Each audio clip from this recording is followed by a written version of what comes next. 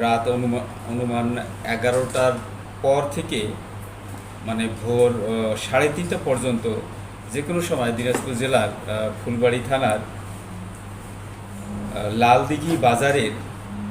লালদিঘি বাজারে সিকিউরিটি গার্ডকে ধারালো অস্ত্রের মুখে জিম্মি করে মানে অত্যাধুনিক হাইড্রোলিক কাটার দিয়ে 3টা দোকানের তালা কেটে ডাকাতির ঘটনা ঘটে।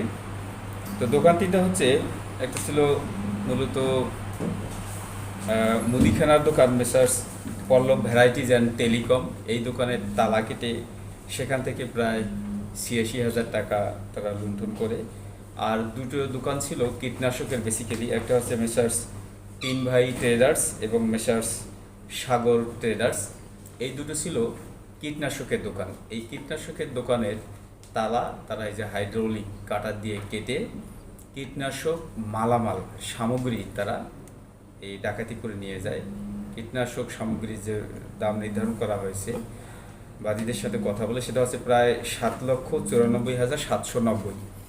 3টা দোকান মিলে মোট 8,80,790 টাকার ডাকাতি সংগঠিত হয়।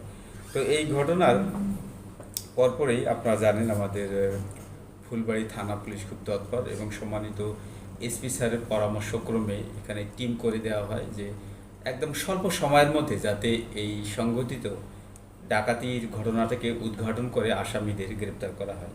স্যারের গাইডলাইন্সে এবং পরামর্শক্রমে টিম করা হয় কিছু। এই টিমগুলো আন্তঃজেলার ডাকাতদেরকে নিয়ে কাজ শুরু করে।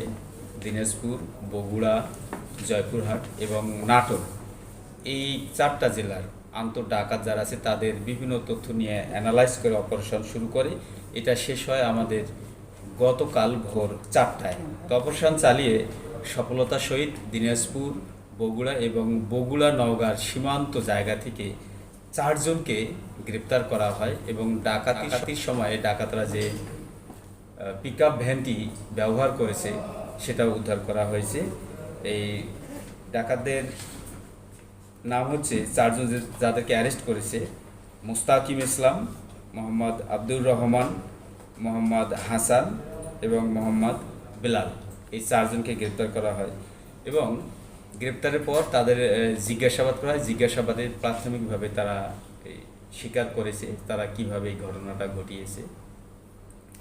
আর আপনারা জানবেন যে এরা সবাই কিন্তু পেশাদার এবং ক্রাইম এগেইনস্ট প্রপার্টির বিরুদ্ধে অনেকগুলো মামলা তাদের বিরুদ্ধে রয়েছে। আমরা আমাদের যে সিডিএমএস ডাটাবেজ আছে এটা চেক করে দেখেছি যে মোস্তাকিমের বিরুদ্ধে 13টি মামলা রয়েছে।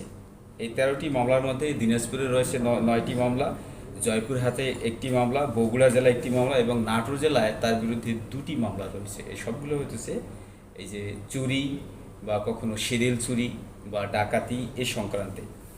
এবং অপর যে আসামি আছে আব্দুর রহমান, এর বিরুদ্ধে রয়েছে 5টি মামলা। বগুড়া জেলায় রয়েছে 3টা মামলা, জয়পুরহাটে 1টি এবং নাটোরে 1টি মামলা। আর আসামি হাসানের বিরুদ্ধেও রয়েছে এরকম 3টি মামলা। এই সবগুলো হতেছে কিন্তু চুরি সংক্রান্তে।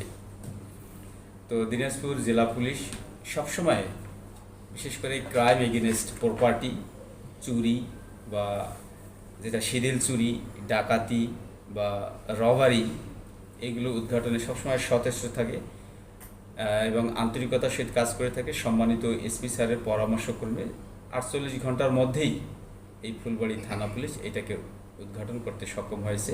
আর আপনাদেরকে অসংখ্য ধন্যবাদ। বিভিন্ন সময়ে অনেক সাংবাদিক ভাইরা বিভিন্ন তথ্য দিয়ে, উপাত্ত দিয়ে, ইনফরমেশন দিয়ে সহযোগিতা করেছেন। আপনাদের সবাইকে ধন্যবাদ।